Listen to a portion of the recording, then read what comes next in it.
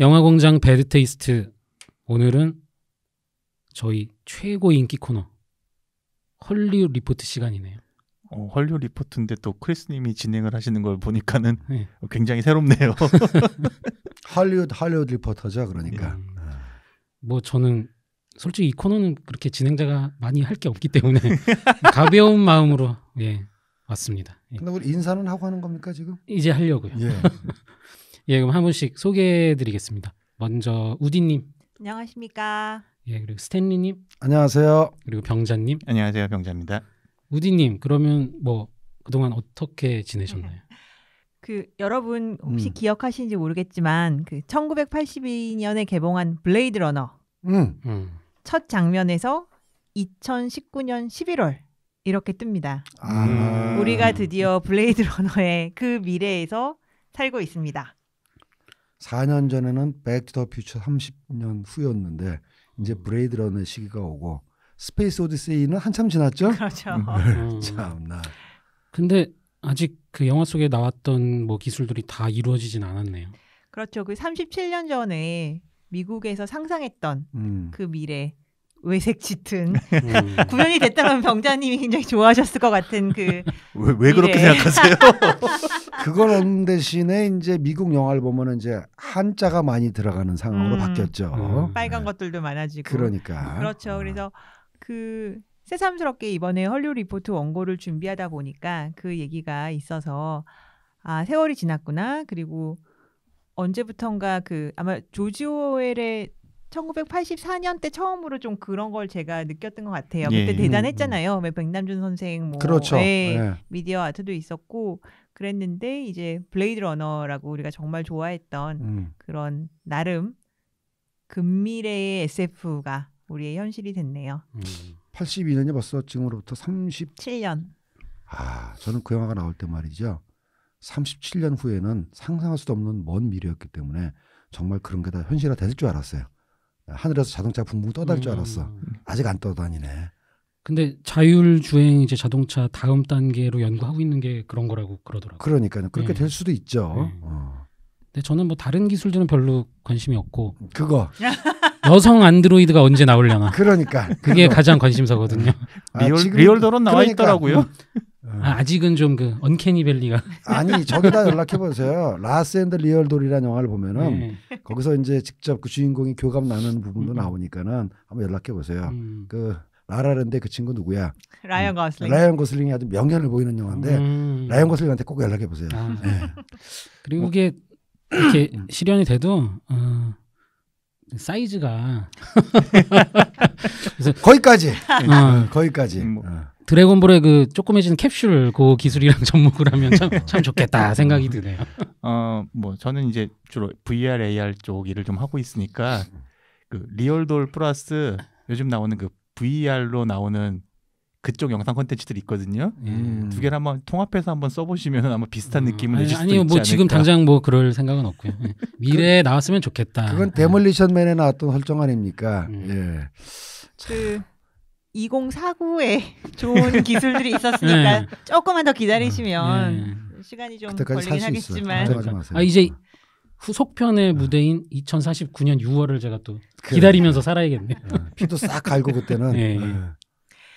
저는 재미있게 본 영화가 하나 있었는데 제가 헐리우드 리포트 시간에 소개도 했지만 바로 넷플릭스 오리지널 내 이름은 돌러마이트. 왜 아니겠어요. 네, 아주 기다렸다가 공개되는 즉시 재미있게 봤습니다. 뭐 보신 분들도 계시겠지만 에디 머피 주연이고요. 간만에 활약합디다. 네, 오랜만에 역시 또 클래스는 영원하다 싶었죠. 감독이 크레이그 브루어라고 허슬 앤 플로우 영화 좋았어요. 제가 무척 좋아하는 힙합 영화죠. 테러스 하워드가 참 멋있게 나왔던 그 영화의 감독이에요. 그래서 이 양반도 그렇게 활발하게 뭐 연출을 하지 않더니 오랜만에 또 제대로 된 흑인 영화로 돌아왔는데 이 크레이그 브루어 자체는 백인이에요. 백인 아저씨인데 그때 허슬 앤 플로우도 그렇고 이번에 이 내 이름은 돌러마이트도 그렇고 이 실화죠. 여기 원래 주인공 에디 머피가 맡은 사람이 어찌 보면 랩의 원조다라는 말이 있는 그런 흑인 영화 배우인데 코미디언이자 영화 배우인데 그래서 아마 이 감독이 맡은 게 아닌가 그런 생각도 들었습니다. 그리고 한편으로는 각본을 스콧 알렉산더 그리고 레리 크라세우스키라고 에드우드 각본을 썼던 예. 약간 공통점이 보이시죠? 뭔가 작품 영화를 만들기 위해서 굉장히 요졸복통 노력하는 그렇죠. 그런 사람들의 모습. 이번에 그 내 이름은 돌로마이트도 굉장히 그 동명의 70년대 초 그 블랙스플로테이션 시대의 대표작 중에 하나를 만들기 위해서 에디 머피가 맡은 캐릭터가 고군분투하는 그런 내용인데 당시에는 뭐 흥행도 잘 됐대요. 그리고 이후에 또 많은 평론가들이 블랙스플로테이션의 시민 케인이다 이렇게까지 또 높은 평가를 해줬다고 하더라고요. 그래서 유튜브에 그 원작도 올라와 있고 조악한 화질이지만 그 다음에 내 이름은 돌로마이트 후반에 보면은 이제 실제 작품의 장면을 또 보여주기도 하니까 혹시 그 시대에 그 블랙스플로테이션에 관심이 있으신 분은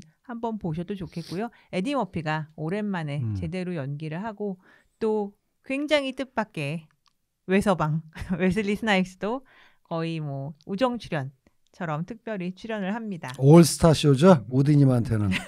저는 그 영화에 대한 정보를 그러니까 한국에서 공개되기 한 달쯤 전에 인터넷에서 우연히 그 미주 한국일보 있잖아요. 예, 거기서 운영하시는 그 뭐 평론가 선생님이 계셔요. 그분이 아카데미 회원이시기도 한데 그분이 간단하게 먼저 보시고 촌평을 쓰셨더라고요.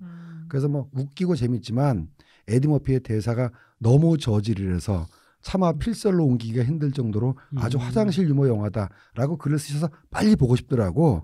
그래서 넷플릭스 들어갔더니 아직 안 뜬 거예요. 그러다가 이제 한 달쯤 전에 떠서 드디어 떴구나 해서 바로 순삭을 해버렸습니다. 예, 그럼 본격적으로 코너 들어가겠습니다. 먼저 신작 소식 부탁드립니다. 일단 그 많은 영화 친구들이 기다리셨을 크리스님의 B급 영화 리포트가 다시 재개한다고 들었어요. 저도 잊어먹고 있었는데. 무서운 영화 소식은 그쪽에서 접하시면 좋을 것 같고 뭐 이블데드 속편이라든가 손도끼 속편 그리고 샘 레이미 감독 근황까지 전해주실 예정이라고 들었습니다. 예. 저도 그래도 몇 가지 여전히 무서운 영화 소식이 있는데요.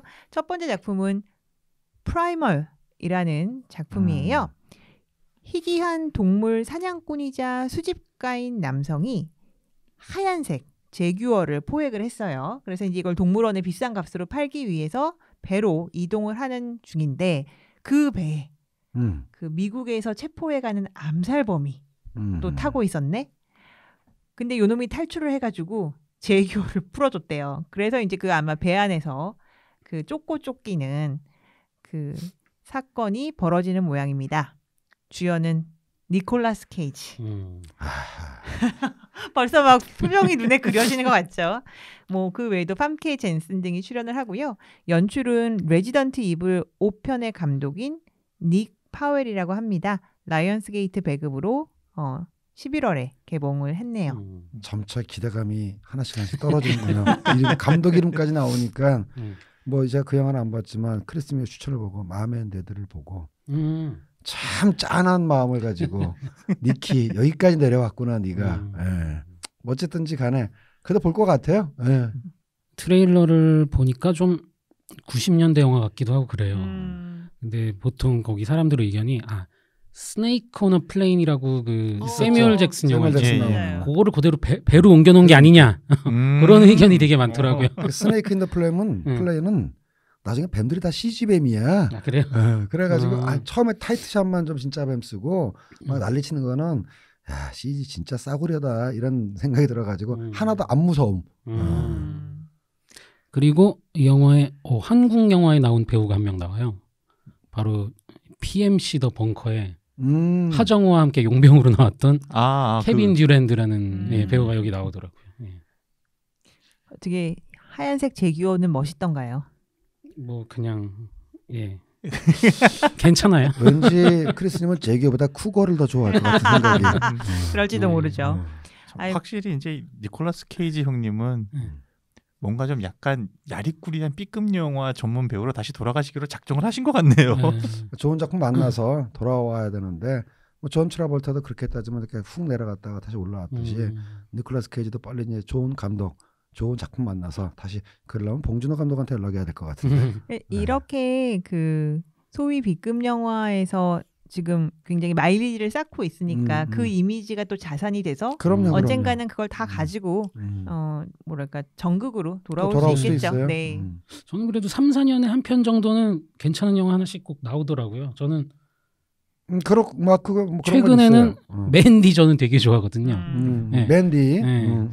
맨디를 괜찮은 영화라고 하기에는 좀 저는 굉장히 괜찮았습니다. 물론 저도 좋아하는 네. 영화긴 합니다. 그리고 그 제작진이 만든 또 새 영화가 또 이번에 예고편이 나왔더라고요. 컬러 아웃 오브 스페이스. 그래서 그것도 니콜라스 케이지 나오잖아요. 그렇죠. 네. 그것도 또 분위기가 굉장히 비슷한 또. 그거 크리스니 베타 홈페이지에다 뭐 띄워놓았던 거 아닌가요? 그 포스터를 크리스니 열일 안 하셨구나. 여기선가 그 포스터를 보고 굉장히 특이하다, 보고 싶다는 생각이 들었거든요. 우주에서 온 색채. 컬러 프롬 아웃 오브 스페이스인가요? 맞아요. 다음 작품은 매곶, 구더기입니다. 매곶. 제목부터 벌써 거대한 돌연변이 구더기가 대학생들을 공포에 떨게 한다는 내용이에요. 재밌겠다.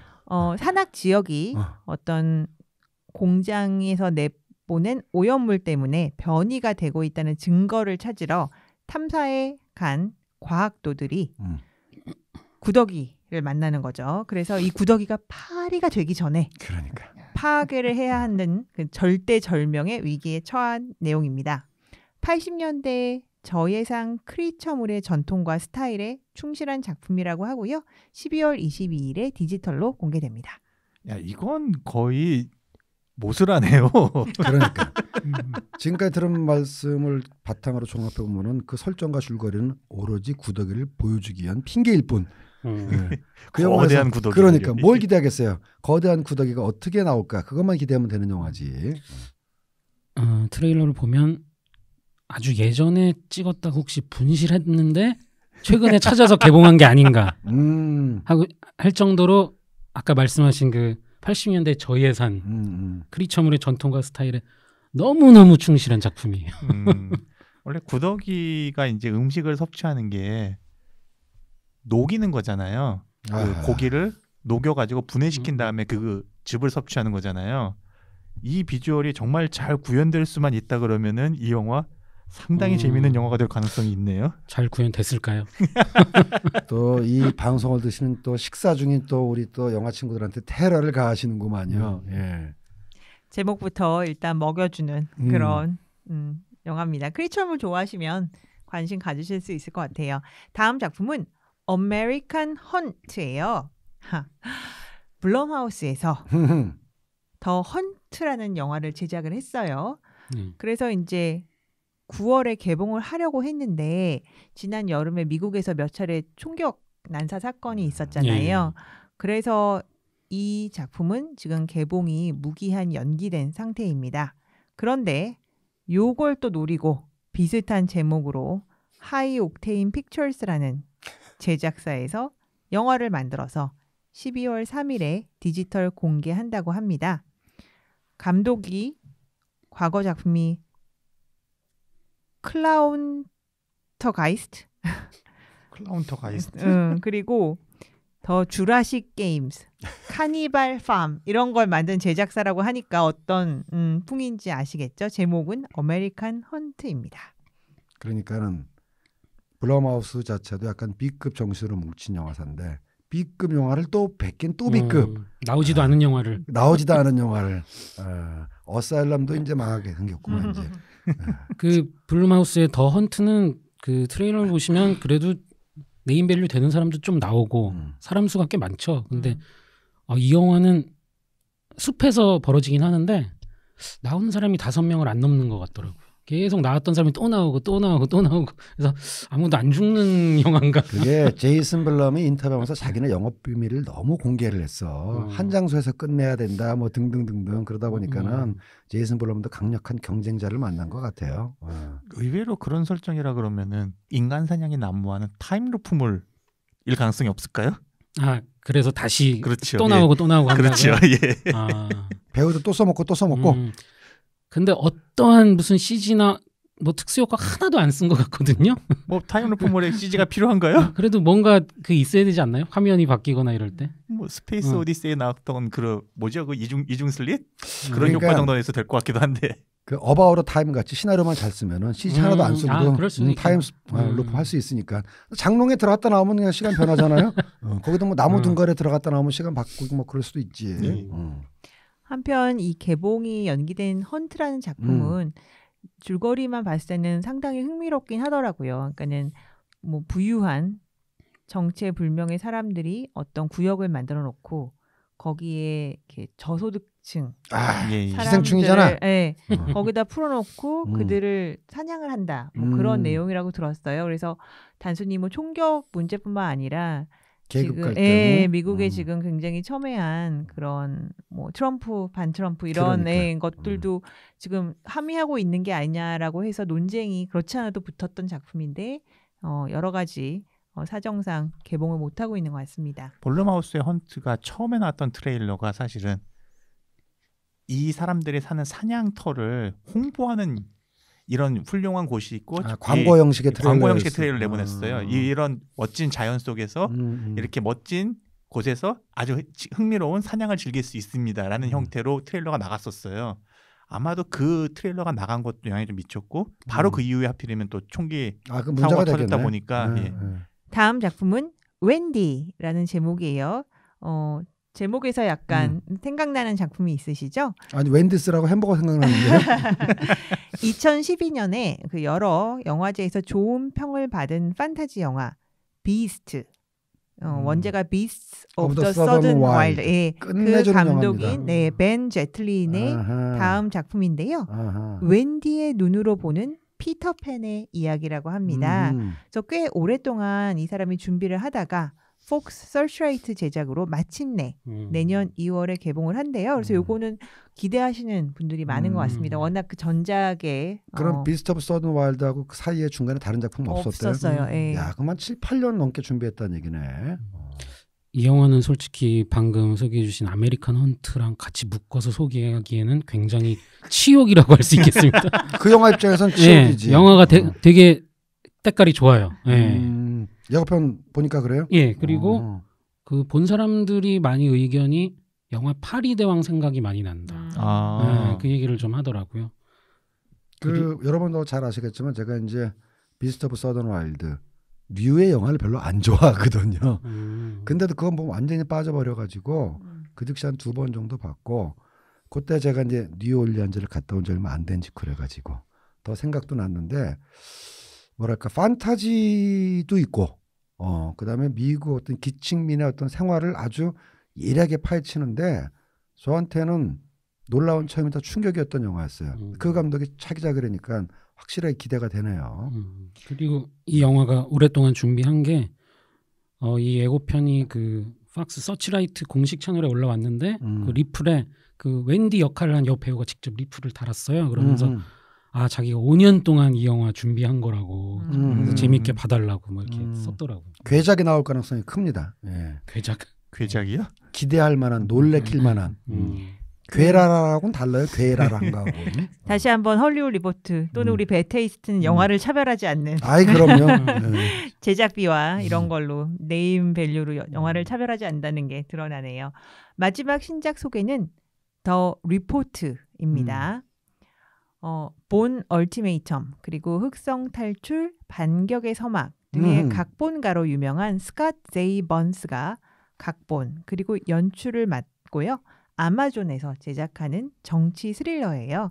11월 15일에 미국에서 일단 개봉은 하는 것 같습니다. 제한 개봉이라도 우리 스탠리 형님이 너무나 밀어주신 아담 드라이버가 아이고 오늘 내가 저 페북에 봤어요.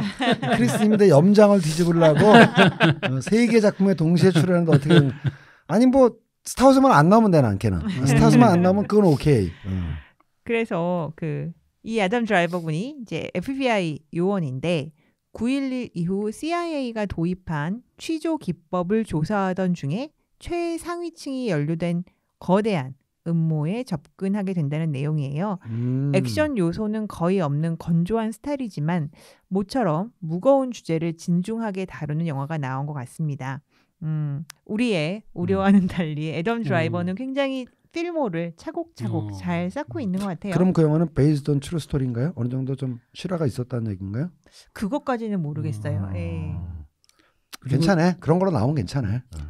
블랙 클랜스만을 같이 찍은 스파이크 리 감독이 애덤 드라이버는 굉장히 스펙트럼이 넓은 배우다 또 극찬을 했더라고요.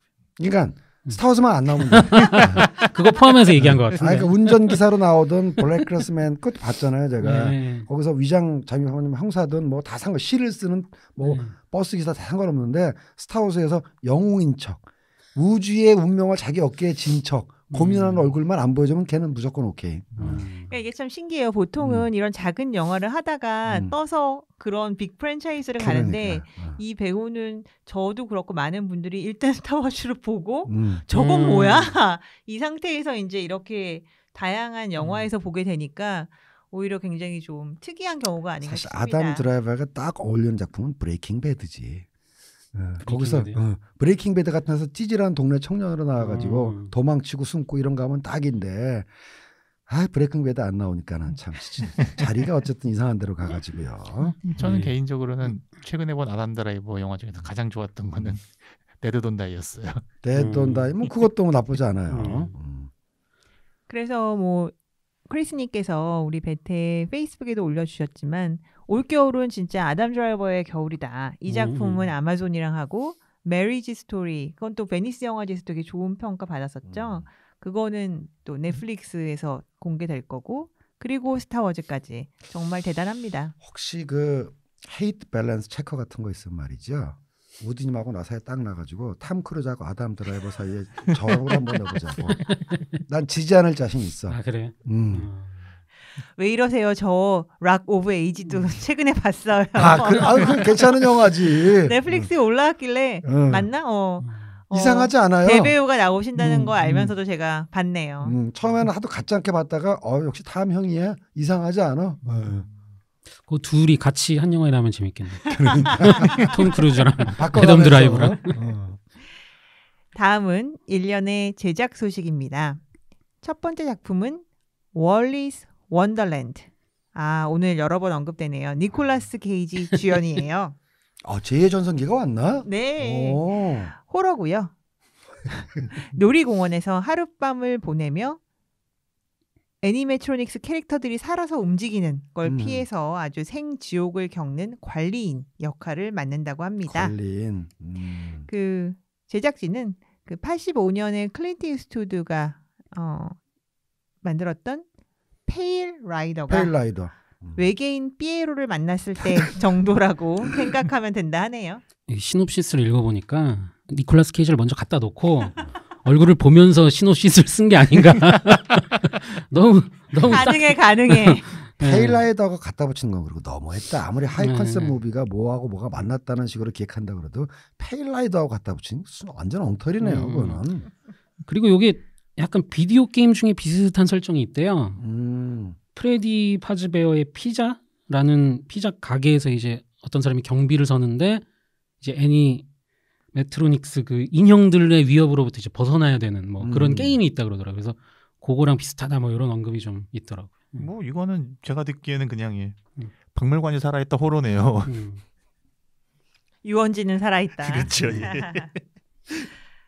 다음은 Books of Blood라는 작품인데요. 80년대 중반 출간된 클라이브 바커의 소설집으로요. 이미 이 중에서 이제 더 미드나잇 미트 트레인 그리고 러헤드 렉스, 드레드 등은 영상화가 되었습니다. 2009년에는 동명 제목으로 영화화된 적도 있었고요. 이번에는 그 크리스님이 보신 것 같아요. 더 미드 디 오빌 그 제작진인 세스 맥펄레인의 참여로 영화화를 하게 되었습니다. TV 시리즈가 아니고요. 네. 영화로. 미모의 여성 심리학자는 과학적으로 증명되지 않은 이론을 타파하는 것으로 굉장히 명성을 얻었어요. 그런데 그녀의 7살짜리 아들을 백혈병으로 잃고 난 후에는 사실 본인의 그런 신념이 아마 많이 흔들렸겠죠. 그때 만난 남성이 내가 죽은 아이와 소통할 수 있다라고 이제 접근을 하면서 이 남자한테 의존을 하게 된다는 내용이고요. 2020년 가을에 공개 예정입니다. 근데 그 두 분이 가지고 계신 원고가 다른가요? 왜냐하면 지금 이 영화 소개하실 때 크리스님이 별로 관심을 안 보이다가 미모 여성에서 하면서 갑자기 원고를 들여다보는 거예요. 왜 그랬죠, 크리스님? 여기 원고에는 미모라는 코멘트가 없었나요? 아니 있는데 제가 그 뒤에 세스 맥팔레인 얘기를 하려고 생각을 하고 있다가 벤마하고 있구만. 아니 여기 제작으로 참여하는 세스 맥팔레인은 원래는 그 애니메이션 패밀리 가이와 또 19금 테드 좀 이런 막장 코미디로 유명한데요. 여기서 언급해 주신 그 디 오빌 이게 원래는 스타트렉 패러디로 시작했거든요. 그런데 제가 이걸 보고 이 사람에 대한 인식이 완전히 바뀌었어요. 좋게 바뀌었다는 얘기죠? 예, 좋게요. 의외로 코미디이기도 한데 굉장히 진지하고 또 이런 사회적 메시지 같은 걸 되게 접목을 잘 시키더라고요. 그래서 좀 약간 정치적인 내용도 나오고 그래서 저는 좀 기대가 되네요. 예. 스펙트럼이 진짜 다양한 사람이네. 예. 코미디 잘 만드는 사람들이 이렇게 정치 스릴러 또는 어떤 굉장히 차가운 뭐 현실을 바탕으로 하는 그런 드라마들 잘 만드시는 분들 꽤 있죠. 그게 누구다? 이번에 최근에 토드 필립스, 그렇죠. 그리고 뭐 조단 필 같은 경우도 저는 그렇죠. 생각하고요. 그럼요. 그래서 저는 그 스타트rek의 이제 새 시리즈 스타트렉 디스커버리보다도 이 오빌이 솔직히 저는 더 수준이 높다고 생각을 하거든요. 코미디 장르임에도 불구하고. 다음 작품은 Imaginary Friends입니다. 보통 Imaginary Friends라고 하면 상상 속 친구라고 해서 왜 어린이들이 자기만 볼 수 있는 이제 내 친구 이름 붙이고 뭐 그러면서 말 걸고 이러는 걸 얘기하는 거죠. 서구권에서 참 그런 게 많이 나오는 것 같아요. 문화에서. 그게 어렸을 때 혼자서 침대에 재우는 거하고 상관이 있지 않을까? 분리불안 속에서 가상의 친구를 만들어내고 뭐 저만의 추측입니다만. 존 크라신스키와 라이언 레이놀스가 출연하는 판타지고요. 파라마운트가 소니, 라이온스게이트 등을 제치고 판권을 입수했다고 합니다. 크라신스키가 각본 그리고 연출까지 맡을 예정이에요. 사람들이 이제 어린 시절에 친하게 지내다가 성인이 되면 있는 그런 상상 친구죠. 레이놀스가 맡은 주인공은 이런 상상 친구들과 소통이 가능한 그런 인물이고요. 근데 이제 이 상상 친구들 중에 일부가 흑화가 돼서 세계를 파멸시키려고 하자 이에 맞서 세상을 구하는 이야기라고 합니다. 재밌겠는데? 스티븐 킹 스토리인데 거기 보니까. 야 근데 존 크라신스키가 이제 뭐 거장이 됐네. 저는 코미디언 할 줄 알았어요. 그러니까 뭐 여기다 아시다시피 오피스. 거기 쩌리 시절부터는 예를 그러니까 2000년 초반부터 저러다가 단역으로 사라지겠거니 했는데 오피스 그 시즌을 다 끝내는 것도 대단하지만은 지금 뭐 감독에다가 각본에다가 뭐 연기 연출은 못하는 게 없네. 그 와이프가 에밀리 블런트. 그러니까 그럴 줄 알았으면 2005년쯤 이메일 보내가지고 친해놓을 걸. 이렇게 클 줄 알았으면. 파라마운트가 또 소니를 제치고 판권을 가져갔다는 게 이채롭긴 하네요. 그러니까 제치고 가져갈 정도로 이렇게 좋은 작품이었나 보죠. 일단 좋은 작품이라는 것도 있고 또 최근에 저희 아마 내년에 개봉 앞두고 있는 소닉 더 해지워크 그 영화의 판권도 원래는 소니가 만들다가 나중에 파라마운트로 넘어간 거였거든요. 거기 한국에서는 바람돌이 소닉이라는 게임으로 나온 그거 얘기하시는 그렇죠. 겁니까? 예. 그 소닉 실사 영화가 지금 제작 중이거든요. 예, 자세한 내용은 저희 배드 테이스트 홈페이지에서 제가 올린 기사로 확인해 주시기 바랍니다. 네, 오늘 올라갔죠. 그래서 존 크라신스키는 진짜 그 아마존 오리지널인 잭 라이언도 지금 시즌 2가 얼마 전에 공개가 됐고 아주 다방면으로 활발하게 활동을 하고 있습니다. 형님 말씀대로 정말 키만 멀대같이 큰 그냥 평범한 인상의 청년이었는데 알고 보니 재간꾼이에요. 다음 작품은 힙노틱이라고 합니다. 로버트 로드리게스의 차기작으로 스릴러라고 하고요. 콩, 스컬 아일랜드의 작가인 맥스 보렌스틴과 공동으로 각본을 쓴다고 합니다. 실종된 딸과 관련된 어떤 미스테리에 연루된 형사가 아주 그 어려운 연쇄 하이스트, 그러니까 도난 사건을 수사하던 중에 정부의 비밀 프로젝트를 알게 되는 내용이라고 하네요. 힙노틱이면 약간 최면에 걸린 그런 거죠. 추가 소식으로 형사 역할로는 벤 애플렉이 캐스팅이 됐다고 이제 나왔더라고요. 야, 근데 감독도 그렇고 벤 애플렉도 그렇고 이제 네이밍을 들었을 때 이렇게 설레는 게 없지. 무슨 그 감독 그 배우 그런 게 있어야 되는데 로드리게스는 이번에 뭐 알리타도 연출을 했지만 왜 지난번에 그 닥터 슬립 얘기할 때 제임스 플래너건이 괜찮은데 한 방이 없어 뭐 이런 얘기 하셨잖아요. 마찬가지로 로드리게스도 처음에 등장했을 때는 혜성같이 등장했지만 그 뒤에 나온 영화를 보면은 뭐 그 선을 못 넘는구나라는 게 여러 가지를 보여줘서 더군다나 벤 애플렉 요즘 뭐 여러 가지로 좀 그렇잖아요. 기대가 안 되네. 그러면 혹시 벤 애플렉 연출에 차라리 연출이 나을 수도 있어요. 로드리게즈 주연. 그렇지. 로드리게즈도 얼굴 뭐 괜찮게 배우도 생겼던데. 연기도 했었고 나와서 뭐 총 맞아 죽는 뭐 멕시코 갱으로 나오든 뭘 하든지 간에. 다음은 헌터스. 오늘은 헌트가 많네요. 헌터스라는 작품인데요. 요거는 조던 필이 그 이그제큐티브 프로듀서로 참여하는 아마존 프라임 미니 시리즈입니다. 내년에 공개가 되는데 1977년 뉴욕을 배경으로 제국 부하를 획책하며 숨어 사는 나치 잔당을 추적하는 내용이고요. 알 파치노 옹이 주연을 맡으십니다. 나치 잔다고 나오시나? 아니죠. 추적하는 것 같습니다. 아니 거기서 그럼 뭐 한 80대 할배로 나오나?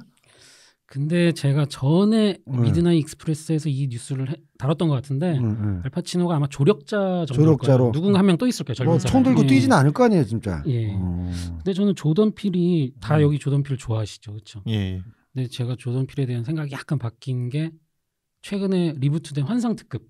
그거 전체적인 거를 이제 조던 필의 손이 많이 들어갔거든요. 근데 너무 과하게 그 좀 정치적인, 인종적인 이런 메시지를 넣는데 좀 뭐라 그래야 되나 좀 세련되지 못하게 너무 티나게 좀 많이 그러더라고요. 모든 에피소드가 다. 그래서 저는 조금 요새는 전보다는 덜 좋아합니다. 너무 빨리 거장이 되려고 했거나 거장 티를 낸다고 볼 수도 있는 겟아웃은 저도 굉장히 좋게 봤지만 어스부터 얘가 좀 빨리 좀 지금도 벌써 그 드라마 시리즈에 EP를 한다는 것 자체가 마치 버그 형님이 걸으셨던 그 우리 버그 형님이 한 20년에 걸쳐서 걸으셨던 길을 한 4, 5년 만에 다 걸으려고 하는. 그래서 좋긴 하지만 나도 한계가 보인다는 입장에서 동의하고요. 최근에 제가 유튜브인가 어디서 뭐 봤던 평 중에서 조던 필이 어스에서 하고 싶었던 얘기를 이번에 기생충에서 정확하고 뚜렷하고 더 세련되게 했다라는 계급 간의 어떤 이런 것들. 그래서 그래 그게 봉준하고 조던 필의 차이지라는 생각이 딱 들 정도로 그게 아직은 좀 있는 것 같아요. 조던 필은. 뭐 저도 지금 말씀하신 내용에 일정 부분 동의하는 부분이 있어요. 확실히 조던 필이 특히 어스 이후로는 그 조급해. 웃음이 터져 나오는 상황 속에서 뭔가 서늘함을 감추고 있었던 감독에서 너무 서늘함을 강조하는 거 아닌가 좀 생각이 좀 들어가지고 일정 부분 동의하는 게 있는데 조던 필이 예전에 그 유튜브 오리지널을 통해서 만들었던 위어드 시티라고 하는 그 프로그램이 있거든요. 그 프로그램에서 다뤘던 정도의 뭔가 좀 위트와 재미 그리고 그 속에서 웃는 와중에 뭔가 터져 나오는 맞아 저런 거 있어 그런 것들의 이미지를 좀 살려가지고 이 시리즈 연출해주면은 굉장히 또 재밌는 에피소드가 나올 것 같네요. 특히 이게 1917년 뉴욕을 배경으로 제국바를 획책하며 숨어있는 나치 잔당이라는 설정이 조던 필이 그 초기 단계의 그 서늘하면서도 굉장히 그 위트 있는 그 블랙 유머 감성을 잘 살리면은 굉장히 멋진 설정이 될 것 같거든요. 다음은 The Man with Kaleidoscope Eyes라는 다소 어려운 제목입니다. 몇 년간 이야기만 무성하던 로저 코만 전기 영화가 마침내 조 단테 연출로 제작된다고 합니다. 좀 헌사일 수도 있네요. 그 일라이저 우드가 이제 운영하는 제작사인 스펙터 비전에서 만들고요. 주연은 아직 미정입니다. 몇 년 전에 그 빌 헤이더가 오디션을 받고 상당히 저격이라는 평가를 받고 있는데 이 사람이 이제 그 사이에 엄청 떴잖아요. 그래서 스케줄이 너무 빡빡해서 다른 배우도 지금 알아보고 있다고 하고요. 내년에 촬영을 하는 걸 희망하고 있습니다. 그래도 일라이저 우드가 그 역할을 맡으면 안 됩니다. 안 돼요. 예, 제작만 하세요. 예. 저는 빌 헤이더가 됐으면 좋겠네요. 왜냐면은 SNL 크루 시절에 보면 특히 누구 흉내를 잘 내는데 유명하죠. 특히 노인이나 좀 나이 든 사람들 흉내를 너무 잘 내요. 이 사람이 진짜 그쪽으로는 최고기 때문에. 예. 제가 한국 SNL에도 그런 배우 있는데 걔 캐스팅하지. 좀 삐쩍 마르신 인간 복사기. 맞다. 그 장성호 씨인가? 장성호. 이거는 나오면 정말 베테 우리 영화 친구들 단체 관람이라도 필견의 영화죠. 해야 될 것 필견의 같습니다. 영화. 모쪼록 좋은 음. 작품으로 기획이 되기를 바랍니다. 다음 작품은 우리 크리스님께 바치는 소식인데요. 스매싱 머신이라는 제목이에요. 레슬링 선수이자 90년대 말 그 UFC 초기에 두 차례나 챔피언을 지냈던 마크 커의 전기 영화로 드웨인 존슨이 제작 및 출연도 합니다. 저는 크리스님 좋아하실 것 같다고 해서 스르 시작을 해요. 혹시 또 스팽킹 머신 뭐 이런 건 줄 알았어. 제가 좋아하는 게 두 가지입니다. 그런가요? 스팽킹 머신이 아니고 스매싱 머신. 이 스매싱 머신이 그 마크 커 선수의 별명인가 봐요. 그러기도 하고요. HBO에서 만들었던 다큐멘터리의 제목도 이거였어요. 예. 매다 꽂는 사람이로만 그러니까. 그리고 이 선수의 일대기를 보니까 대략 저 격투기 버전의 더 레슬러 같을 것 같은 예감이 들어요. 왜냐하면 거의 천하무적이었다가 나중에 막 진통제에 알코올 중독에 이런 걸로 고생을 하고 막 이런 내용이 쭉 나오거든요. 근데 이 워낙 초기 UFC에서 활동하던 분이라 제가 이 드웨인 존슨이 UFC 이벤트에 나와서 이 발표를 한 걸 봤어요. 근데 의외로 반응이 없어. 너무 젊은 사람들이 잘 모르나 봐요. 그래서 환호성이 좀 별로 그렇게 많이 안 나오더라고요. 지금 터미네이터를 젊은 영화 친구들이 모르듯이. 예. 너무 가슴이 아파요. 20대 여러분들 터미네이터 좀 많이 좀 봐주세요.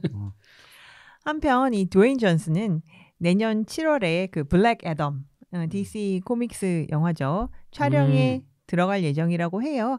그렇게 보면 한 후년 정도 개봉되는 게 아니냐라고들 추측을 하고 있습니다. 그게 샤잠이랑 연관된 거죠? 맞습니다. 샤잠 그 끝에 잠깐 나왔었죠.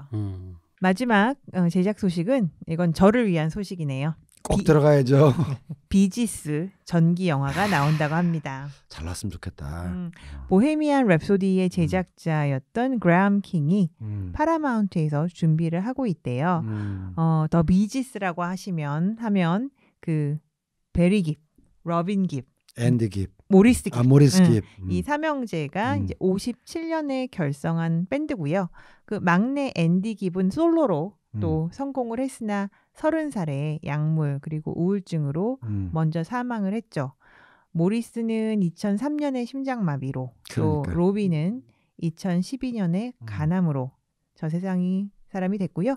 제일 형님 베리 깁만 지금 73세로 생존하고 있습니다. 그래서 제작진은 일단 음악을 다 그대로 갖다 쓰기로 그렇게 허가를 받았다고 하고 또 영국을 대표하는 뭐 우리에게는 약간 토요일 밤의 열기 디스코로만 그렇죠. 유명하지만 그 음악도 굉장히 좋고 사실 예전 역사가 비지스 긴 노래들 대표적인 뭐 퍼스트 오브 메이라든가 이런 그렇죠. 것들은 굉장히 서정적으로 우리나라에서 인기가 높았죠. 그런 꽤 그 음악의 또 라이브러리가 큰 그런 밴드니까 아무쪼록 좋은 또 작품이 나왔으면 좋겠습니다. 그래도 상업적으로 제일 성공한 건 토요일 밤의 열기에 나온 노래들이죠. 하고 그다음에 이제 80년대 초반 90년대 말에 트레디지라는 해가 저기 빨간 자켓의 그 디스코 앨범이 나왔거든요. 토요일 밤의 열기보다 더 히트를 쳤어요. 그래요? 네, 그리고 이제 스케창법이라 그러는데 가성 써가지고 이제 고음 지르는 게 유행했는데. 트레저리. 그렇죠. 네. 그 노래 알겠다. 근데 저는 당시 배신감을 좀 느꼈죠. 왜냐하면 굉장히 비지스 옛날 노래를 좋아하다가 완전히 디스코로 전업한 다음에는 하우 디비즈 러브 정도는 뭐 들었지만 너무 당시에 제가 디스코를 별로 안 좋아했어요. 형님이 사실은. 제일 싫어할 스타일이지. 그러니까 콩짝콩짝콩짝 이래가지고 근데 나중에 들어보니까 디스코래도 비지스 노래들은 다 수준이 높습니다. 나중에 내가 너무 편견으로 바라봤구나 해서 좀 인정을 했죠. 이 보헤미안 랩소디 제작자면은 분명히 이 영화도 제목이 노래 제목 중에 하나로 갖다 붙이겠죠. 그럴 수도 있겠죠. 그러니까요. 네. 제일 최고 히트곡으로 분명히. 뭐 여러 가지가 있어. 바바라 스트라이샌드랑 같이 부르는 곡도 있고 여러 가지가 있습니다. 그래서 이 영국 락커들 전기 영화 붐은 아직 끝나지 않는 것 같습니다. 30년 뒤에는 그런 BTS 전기 영화가 나온다는 얘기인가? 아니지 30년 더 걸리겠구나. 어쩜 내가 살아서 BTS 전기 영화가 만들어지는 걸 못 보고 내가 갈 수도 있겠네. 거의 못 보실 겁니다. 여보세요 무슨 악담을. 왜냐면 80년대 초까지 지금 비지스가 활동을 하고 그로부터 30몇 년 후에 만들어지는 거 아니에요. 이제 BTS 이 친구들이 50대 후반 60대가 되면 이렇게 영화 만들어질 수도 있는데 벌써 BTS가 60대가 아니라 나는 90대잖아. 그럼 싱어롱 가셔서 보셔야죠. 그 전에 만들어져야 되겠다. 예. 뭐 지금도 BTS 다큐멘터리 아, 영화들은 다큐멘터리 계속 나오고 나오고 있죠. 있으니까 일단 그걸로 만족을 하시는 게 좋을 것 같습니다. 내가 만약에 그걸 못 보고 가게 되면 아들한테 유언을 남겨야 되겠다. 네가 언젠가 BTS 영화를 보헤미안 랩소디 같이 제작을 한번 해라. 그렇게 꼭 한번. 예. 뭐 아니면은 뭐 그때는 뭐가 될지 모르지만 DVD든 블루레이든 그걸 사가지고 내 무덤에 같이 받아주지 마, 묻어놔고. 받아주지 마. 그만해. 다음은 1년의 잡소식 전해드리겠습니다. 버드와이저에서 맥주. 지난 할로윈에 아주 깜찍한 광고를 만들어서 아주 시즌성으로 방영을 했었대요. 그 브라질의 어떤 광고 회사가 제작을 했는데 딱 광고가 시작하면 1980년 뉴욕이라는 자막과 함께 어떤 남성이 시나리오를 쓰기 위해서 막 타이프라이터 앞에서 엄청 고민을 하고 있어요. 바로 존 카펜터 대역인 거죠. 그래서 이제 내용을 보면 막 Escape from New York. 카펜터의 그 공포 영화에 등장했을 듯한 이미지들이 막 나타나면서 이제 그가 그 버드와이저를 마시면서 라이터스 블럭에서 이제 해소를 한다는 뭐 그런 내용인데요. 실제로 카펜터는 자기가 그 81년 할로윈 속편 집필할 때 그 버드와이저로 버텨가면서 했다 그런 말을 한 적이 있었대요. 그래서 아마 거기서 착안을 해서 이번 광고를 만든 것 같습니다. 그래서 쉽게 찾아보실 수 있으니까 아주 짧은 광고니까 한번 검색해 보시면 재밌겠습니다. 근데 이거 내용만 들으면은 술을 너무 많이 먹어가지고 막 이상한 환각이 보인다는 그런 식의 광고일 수도 있겠다는 생각이 확 드는데요. 맥주를 먹어서 그러니까. 얼마나 먹으면 환각이 오니 안 돼. 버드와이저 정도 가지고는 환각이 안 생긴다고 안 된다고 봐야죠. 그러니까 엄청나게 먹었다는. 인터뷰를 했다는 데서 이제 따왔다 그랬잖아요. 근데 그 인터뷰가 그렇게 기분 좋게 얘기한 게 아니라고 그러더라고요. 아 그래요? 그러니까 할로윈 2편을 되게 존 카펜터가 싫어한다고 그러던데요. 그 얘기를 들은 것 같아서. 각본만 쓰고는 연출 안 예, 했죠. 예, 예. 어. 그래서 좀 그 뭐 자랑스럽게 얘기한 게 아닌데 얘네가 이제 갖다 쓰지 않았나. 그래도 존 카펜터한테 연락했고 안녕하세요. 음. 저 버드와이저인데요.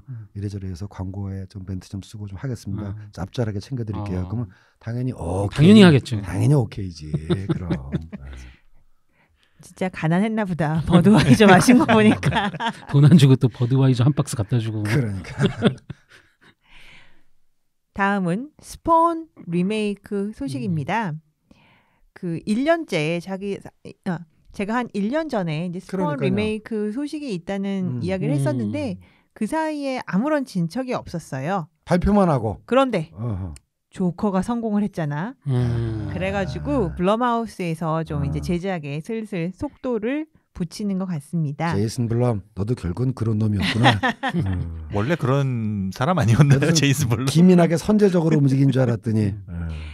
그래서 원래부터 이제 하고 싶어했던 제이미 폭스 그리고 제러미 레너 주연으로 계속 갈지는 두고 봐야 되겠지만 일단 진행을 한다고 하니까 뭐 기다리시던 팬들에게는 좋은 소식이네요.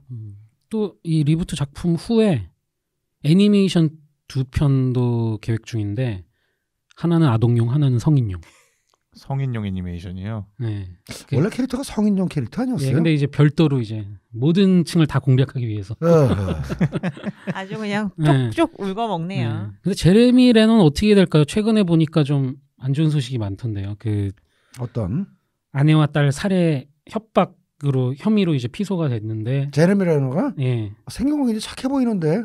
예, 근데 생긴 것만 가지고 판단할 수는 없지만. 또 이제 양쪽 얘기가 좀 틀려요. 이제 그랬다 얘기도 있고 또 제레미 레너 쪽에서는 저 여자의 모함이다. 뭐 그리고 자신의 누드 사진을 이건 이해를 못 하겠는데 그 양육 그 평가하는 사람들한테 부인이 제레미 레너의 누드 사진을 보냈대요. 그러니까 자신에게 모욕감을 주기 위해서.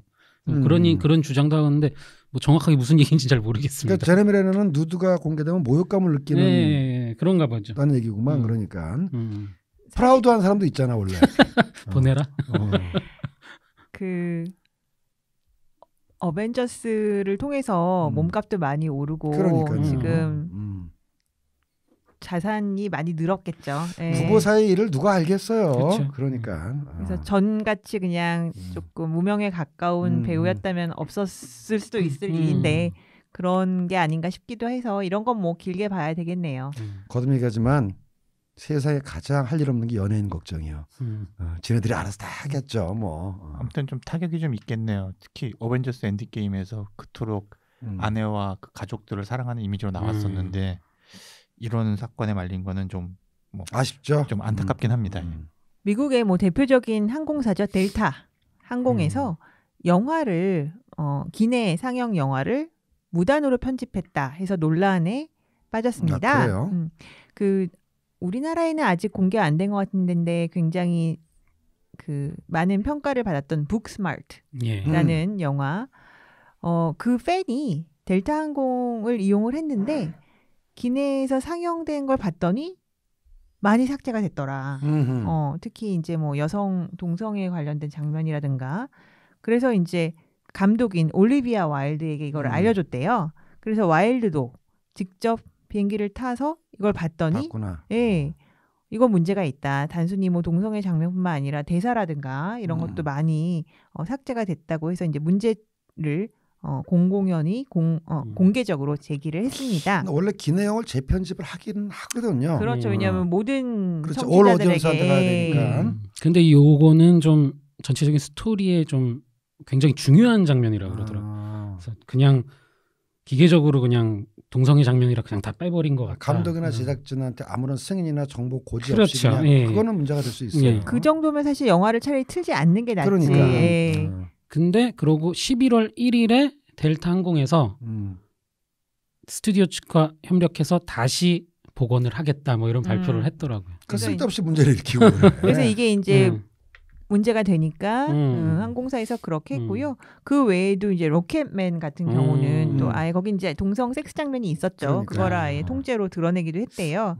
그래서 그 항공사는 이제 지적을 받자 이 편집은 외주업체에서 한 거다. 뭐 조사를 하겠다 이렇게 좀 발뺌을 하기도 했는데 말씀하신 것처럼 그래서 이제 다시 좀 합의를 해서 복원을 하겠다고는 해서 이해는 가지만 이렇게 그 영화의 어떤 메시지 자체를 해치는 그런 검열은 곤란하지 않느냐 다시 한번 상기시켰습니다.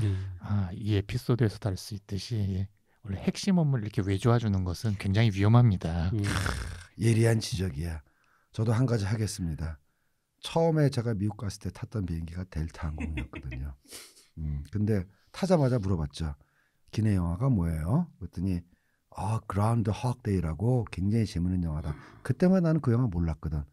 한국어 더빙도 안 돼 있었어요. 델타 항공이었기 때문에. 근데도 재밌대. 아주 재밌게 봤던 최초의 기내 영화는 그라운드 허크 데이. 예.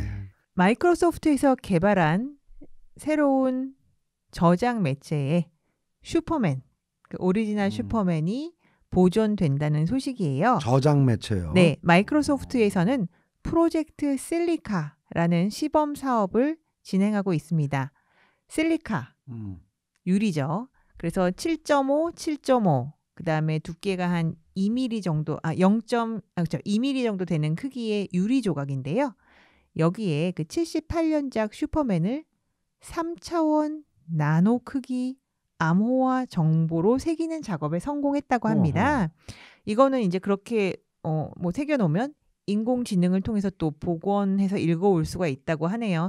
저는 문과이기 때문에 자세한 기술적 내용은 도저히 이해를 할 수가 없었는데 이 저장 매체의 장점은 끓는 물에 삶거나 오븐에 굽거나 전자레인지에 돌리거나 심지어 홍수 등 재해가 나도 끄떡 없다는 점이래요. 보존성 때문에 그 매체를 이용하나 보죠.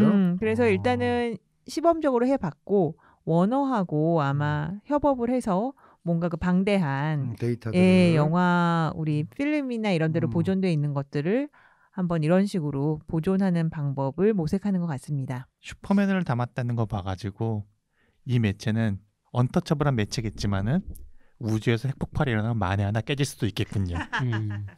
이게 또 장점이 그 영상 데이터를 거의 몇 세기에 걸쳐서 이제 저장을 하려는 이제 첫 번째 테스트 케이스라 그러네요. 몇 세기가 걸쳐도 보존될지는 몇 세기가 지나봐야 할 텐데 사실 영화의 보존은 전 세계적으로 큰 숙제예요.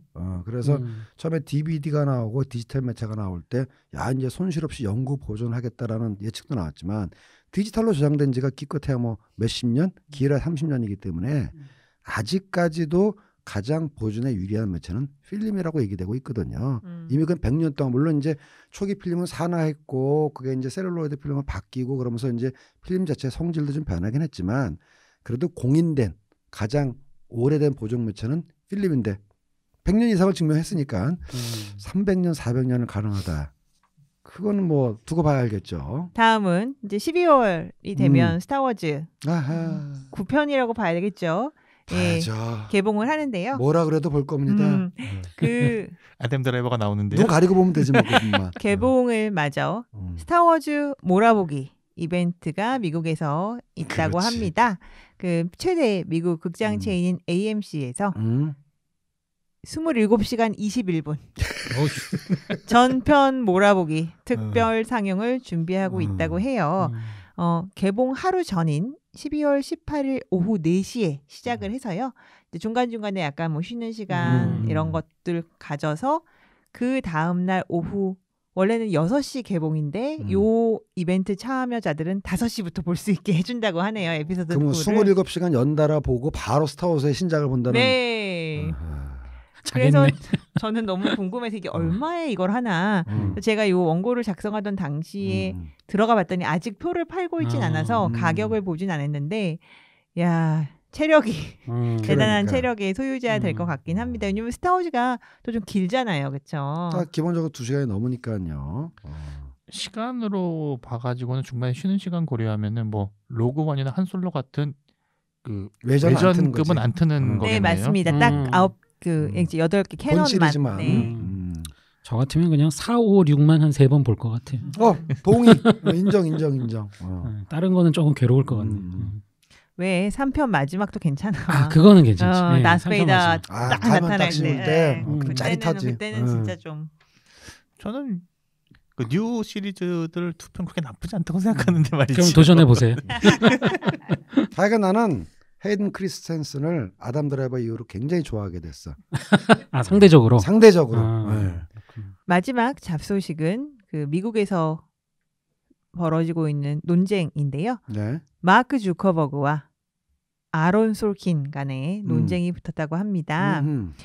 우리 뭐 아론 솔킨 하면은 웨스트윙 좋아하는 형님이에요. 비롯한 굉장히 또 정치적인 뉴스룸 드라마로 아주 일가견이 있는 뭐 극작가죠.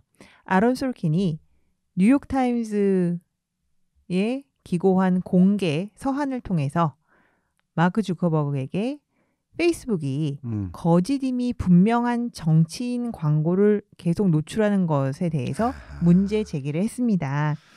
소키는 페이스북이 팩트 체크를 거부하고 정치 광고를 제한하지 않는 점을 비난을 한 거죠.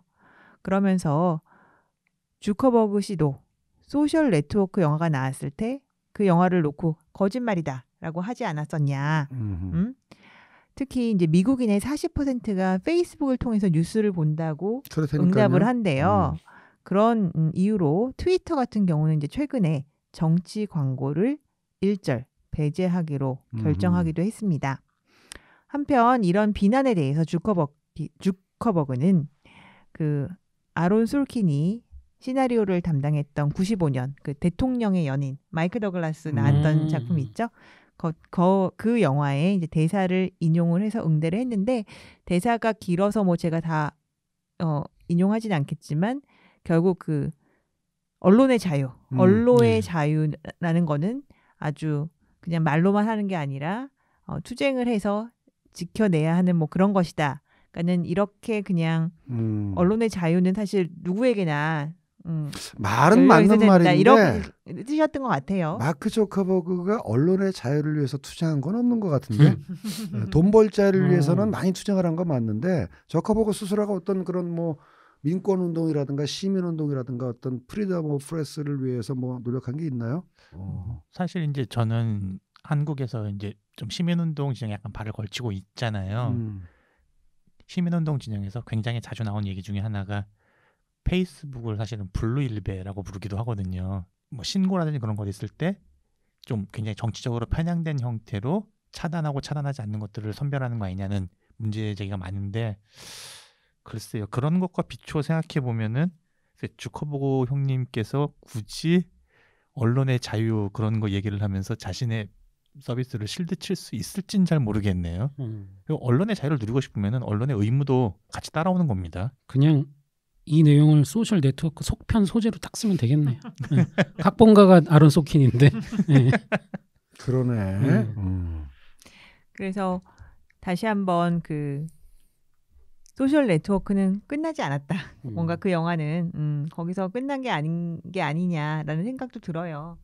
페이스북이 처음 나왔을 때 하고의 역할이 또 지금 많이 달라요. 변해서 더 그렇습니다. 나는 그 부분 지금 말씀하신 부분 중에서 미국인의 40%뭐 그 정도 되는 사람이 페북을 통해서 뉴스를 접한다라는 게 뭐랄까 약간 좀 우려되는 게 그 나도 페북 뭐 구경하고 이렇게 가끔가다 들어가지만 왜 내가 신청한 적도 없는 무슨 포스트니 무슨 트리가 전하는 뉴스가 왜 그렇게 많이 끼어드는 겁니까? 그리고 들어가면 그 뉴스가 다 좀 이상해.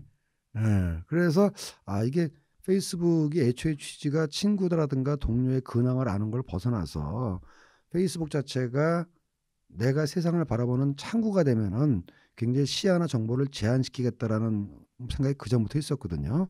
이번에 그 뉴스를 듣고 보니까 더 우려가 되네요. 다음은 몇 가지 업계 동정입니다. 왕자의 게임 듀오가 스타워즈에서 물러난 진짜 이유는 무엇인가? 그 데이빗 베니오프 그리고 댄 와이스 왕자의 게임 바로 D&D 더맨더머 언제는 뭐 스타워즈 때문에 왕자의 게임을 그렇게 날림으로 끝맺었다며 또 거기서 또 잘렸어요 또. 네, 그래서 이제 그 하차를 두고 추측이 난무한 가운데 일단 이제 가장 유력한 썰은 스타워즈 팬덤이 스튜디오를 엄청나게 압박했다. 저것들 자르라고. 불매 운동을 벌였구만. 트위터 같은 데서 아주 쌩 난리를 폈죠. 그렇지만 동시에 넷플릭스하고 2억 5천만 불짜리 계약을 했대요. 이 듀오가. 손해볼 리가 없지. 그래서 루카스 필름이 보기에는 쟤네들이 저렇게 양다리를 걸치고 과연 스타워즈에 집중할 수 있을까? 그러니까. 믿업지 않았던 것 같고 이쪽도 뭐 저쪽에 큰 거 하나 물어놨겠다. 아쉬울 거 없고. 왜냐하면 사실 스타워즈라는 게 독이든 성배 수준이잖아요. 괜히 잘못해 욕만 박아주는 잘해야 먹을 텐데. 본전이고. 그러니까. 하기도 전에 이 난리인데 그래서 아마 자기들이 그냥 물러난 거 아닌가 싶기도 합니다. 그 정도 되면 뭐 이름값을 얻기 위해서 새로 모험 안 해도 되거든요. 이러다 내 남자친구가 독박 쓰는 거 아니야? 이 두 사람이 왕자의 게임 에피소드 6과 7에서 그 개나리를 쳤던 걸 생각해 보면은 넷플릭스 위험합니다. 조심해야 돼요, 진짜로. 근데 스타워즈에서 받는 돈은 당연히 이거보다 적었겠죠. 뭐 그런 얘기는 없나요? 예, 그거 뭐 계약 사항이라서 특별히 없는데 뭘 해도 이만큼 이거는 아마 이제 몇 년에 걸쳐서 아마 받는 거긴 할 텐데 계산해 봤겠지 뭐. 대화하니까 뭐 통계학식으로 한 것 같아요. 보니까. 뭐 어차피 어디서 하든 욕을 먹을 텐데 당분간 돈 많이 받으면서 욕 먹는 게 낫죠. 예. 메뚜기 단천에 그야말로. 그리고 보면 이게 약간 디즈니 대 넷플릭스 힘겨루기가 아닌가. 그런 부분도 있어요. 있을 수 있네요. 네. 3분기 북미 박스오피스 동향 간단히 짚어보겠습니다. 3분기에 그 평균 영화 표값은 8.93달러로 2분기 9.26달러보다는 낮고 전년 동기인 8.83보다는 좀 상승했다고 해요. 연간으로 보면 지금 9월까지 누적 9.08달러라서 작년 평균인 9.11달러에 수렴 중입니다. 이런 평균값 계산에는 대도시, 소도시, 어린이, 노인, 뭐 주간 상영, 특수간 매출이 모두 반영된다고 해요. 그럼 뭐 2분기보다 낮았다는 거는 2분기에 비해서 특수관 같은 게 좀 적었다. 저조했다는 어벤져스 같은 게 많은 영향을 2분기에 줬던 것 같습니다. 라이언 킹, 원스 어폰 어 타임 인 헐리우드, 헙스 앤 쇼, 스파이더맨 Far From Home, 또 It 챕터 2, 다운튼 애비, 허슬러 등에 힘입어서 3분기에는 28억 달러, 우리 돈으로 거의 3조 정도의 박스오피스가 나왔다고 합니다. 이 수치는 작년 3분기에 비해서는 3.5% 상승이나 2분기에 비해서는 9% 하락이에요. 이제 이게 엔드게임 때문이다라는 분석이고요. 주력 관객층은 18세에서 34세로 전체의 52%를 역시. 차지했습니다. 예. 18세에서 44세까지 확대하면 67%. 그다음에 그 중에서도 이제 18세에서 24세 아주 젊은 층이 박스오피스를 견인을 했는데 이들은 뭐 라이언 킹, 원스 어폰 어 타임 인 헐리우드, 스파이더맨 등에서 거의 뭐 25% 30% 정도를 차지했고 또 이 챕터 2는 거의 36%, 그다음에 헙스앤쇼도 한 30%. 그래서 가장 영화를 많이 본 그런 연령층이었습니다. 미국에서도 혹시 시니어 할인이라는 게 있을지 모르겠는데 아까 노인도 있는 거 보니까 있는 것 같아요. 예. 일본은 50세부터 시니어 할인이고 아, 그래요? 네. 한국에서도 55세부터 나 할인 받더래 보니까 진짜로요? CGV에서 55세 이후부터 시니어 할인 해주더라고요. 오. 그러나 일단 제값 내고 보려합니다. 우리가 자존심 상해 또 그건 못하지. 그럼. 저는 한 60세 넘어야 되는 줄 알았는데 아니요, 아니구나. 55세인가 그래요. 야. 스탠리님 혹시 예. 한국도 그러니까 매년 이런 식으로 이렇게 분석하는 그런 소식이 당연히 있나요? 있죠. 당연히 있고 해마다 그 영화진흥위원회에서 산업 동향 리포트를 내요. 근데 오늘은 제가 좀 미리 극장 관계자를 만나가지고 자 2019년 결산해 보면 어떨 것 같냐. 작년에 비해서 줄었느냐 늘었느냐. 왜냐하면 이 사람 만나면 맨날 우는 소리 하거든. 큰일 났습니다. 올 여름 장사 망쳤습니다. 큰일 났습니다. 대목 장사 망쳤습니다. 오늘 만나서 솔직히 얘기해봐요. 2019년 전망 예측 어땠더니 작년보다 조금 올라갈 것 같습니다. 그러더라고. 그러니까 한국도 전체 박스오피스 한국 영화 외국 영화 합쳐가지고 완만하나마 성장세가 지속되는 거를 보면은 나쁘지 않고 왜냐면 제가 그 말씀 왜 드리냐면은 한 10년 전부터 말이죠. 분석가들 사이에서 한국 영화 시장 포화 상태 됐다. 스크린도 다 열릴 만큼 열렸고 10년 전부터요. 거의 10년 전부터예요. 그리고 이제 관객은 이제 2억 명 돌파한 다음부터 그랬거든요. 2억 명이 맥스치다. 그래가지고 2억 명을 찍고 이제 점차 내려갈 것이다라고 얘기했는데 뭔 소리야? 그러고 나서 지금 계속 되고 있구만.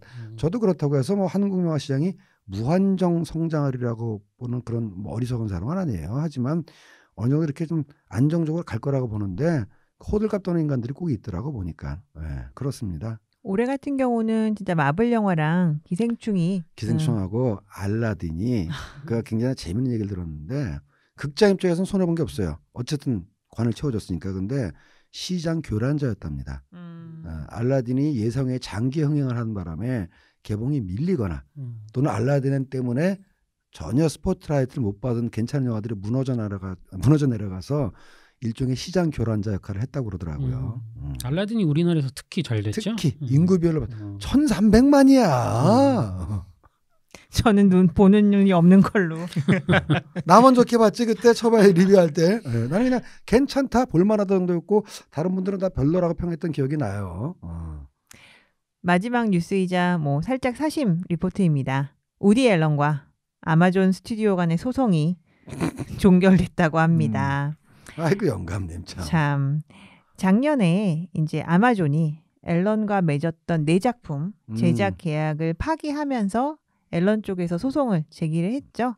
그래서 한 6,800만 불이니까 뭐 680억 정도 배상해라 이제 이렇게 요구를 한 바 있는데 법정 밖에서 합의했대요. 그래서 얼마를 주고 끝냈는지는 모르지만 내부 소식통에 의하면 승자는 없었다고 한 거 보니까 그냥 적게 받았나 보다. 소소하게 아마 소송비 정도 갚고 나면 남는 거 없이 끝난 것 같습니다. 그래서 이걸로 알 수 있는 거 우디 알렌은 이제 미국에서 영화를 못 만든다. 원래도 제작자 찾기가 힘들던 상황에서 그래도 이제 아마존에서 좀 컨텐츠 그렇죠. 확보 차원에서 이렇게 시작을 했던 건데 이쪽에서도 그 미아 페로와의 사이에서 입양했던 그 딜런 페로라는 딸이 이제 뭐 어린 시절 성추행 당했다 이런 걸 다시 제기를 하면서 지금 요즘 같은 상황에서는 미국에서는 제작 용납될 수가 없는 은커녕 뭐 개봉도 힘들 것 같고요.